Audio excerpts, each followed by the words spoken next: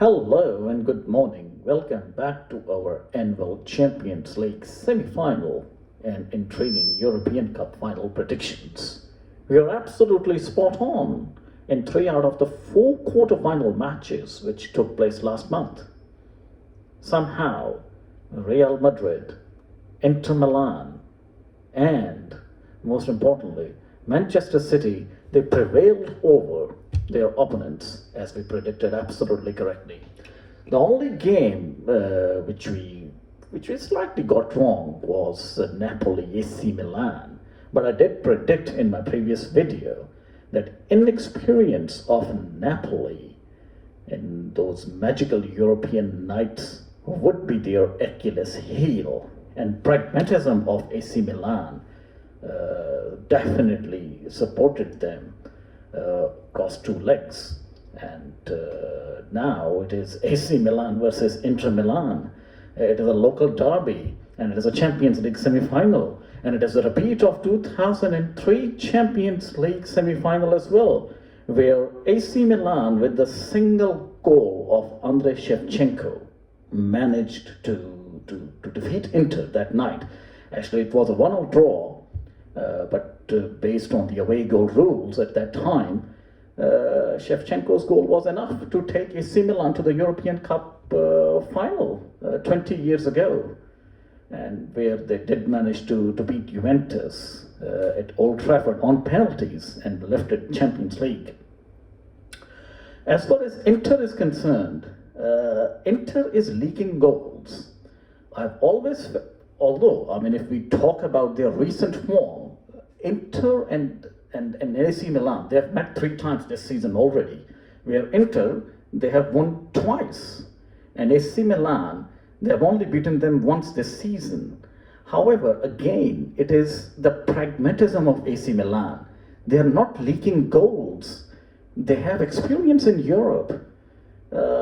And Inter's record against AC Milan in Champions League is actually not that good. They also met in 2005 quarterfinal stages. They also met in the quarterfinal stages in 2005. And it was a horrible night for Inter. The match was abandoned. There were stones, fireworks. Dida was injured. And AC Milan stormed into the final in Istanbul, where they actually lost to Liverpool. Based on the recent record, Inter has a slight advantage, no doubt about it. But if we look at the larger picture, over the course of 60, 70 years, it is AC Milan who generally step up in those big European nights.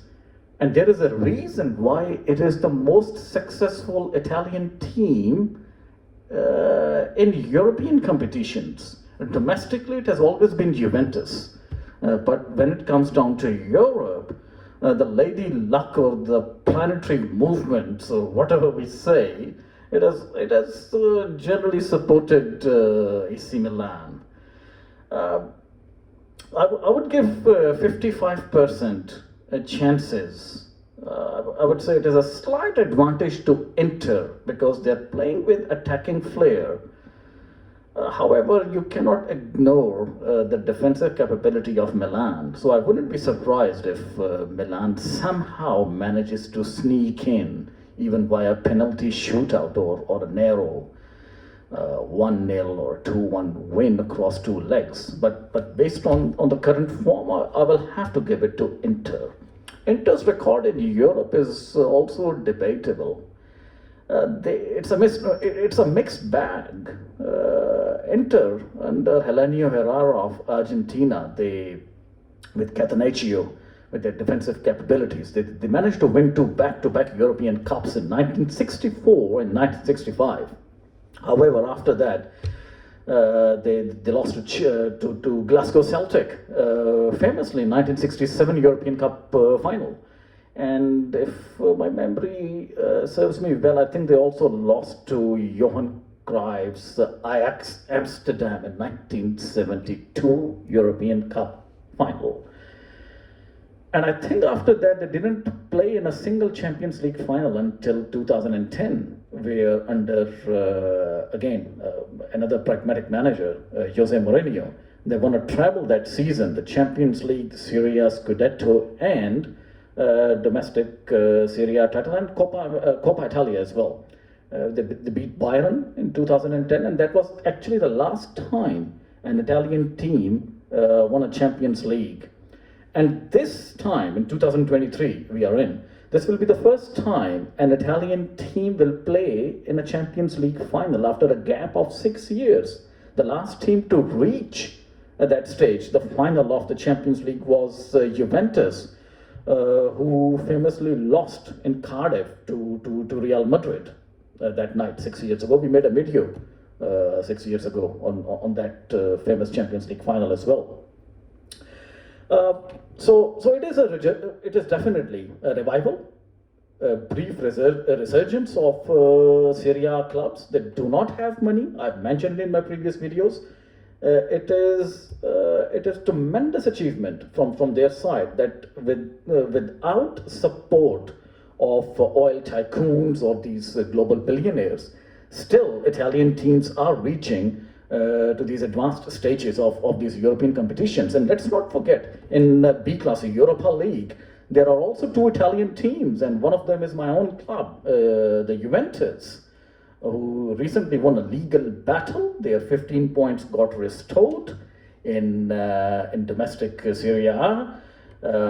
So their confidence is high. They played an excellent game against Sporting Lisbon. So they're playing against Sevilla. Sevilla are the Real Madrid when it comes down to Europa League competitions. So they're playing Sevilla in the semi-finals, and Roma has also reached, Jose Mourinho's Roma has also reached semi-finals of the Europa League.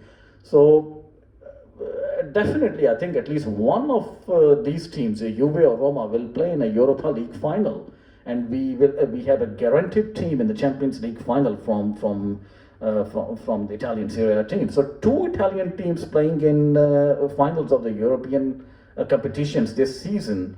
I think it's this could be the beginning of an era, actually. So my humble prediction is that Inter will take revenge of their 2003 and 2005 heartbreaking defeats, and I think marginally speaking, I think they will prevail over AC Milan purely because of their attacking flair. But they need to ensure that they do not panic like Napoli. Napoli simply crumbled under pressure. I think this Milan team is not that great, to be honest, so there is nothing to be scared of. Second semi-final is going to be extremely intriguing as well. I think it is going to be a historic semi-final. In any case, whatever it is, I think the winner of that semi-final is going to win the Champions League this season. This is what I predicted at the beginning of the season, and I will stick with my prediction. I know nobody is perfect.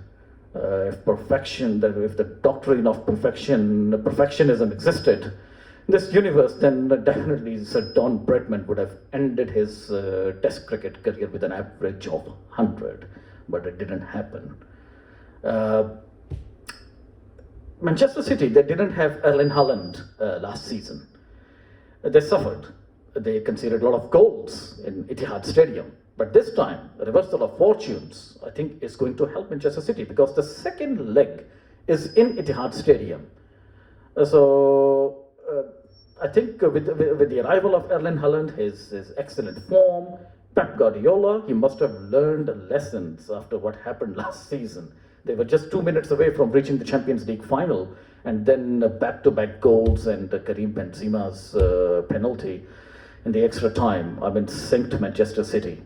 However, we must not forget that defensive vulnerability is also there with Manchester City. They do leak goals. However, Real Madrid, they do not have the firepower to score like 3, 4, 5 goals this season. I feel they're slightly low on, maybe it is the fatigue, it is the energy, or it is due to the FIFA World Cup, which ended 4 or 5 months ago, but they do not look like the same Real Madrid which we saw last season.